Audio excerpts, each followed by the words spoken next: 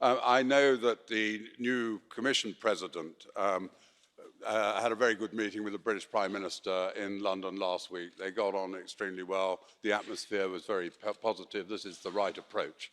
Now we need to make rapid progress on the future relationship between Britain and the European Union. But first of all, we have to get the withdrawal agreement out of the way. As you know, the House of Commons passed by a majority of 99 votes the third reading of the withdrawal agreement last week. It's now moved to the House of Lords. It's the duty of this House to give its assent to the withdrawal agreement so that it can take effect on the 31st of January, and I trust that will happen smoothly.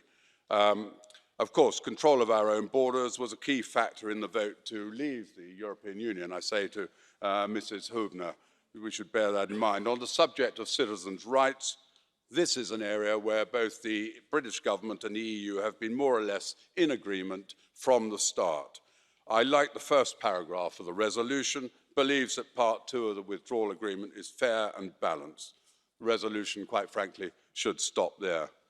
I feel sure the resolution is designed to be helpful in spite of its misconceptions and some nitpicking. I sincerely hope so, but I'm sure some role will be found for Mr Verhofstadt in the future.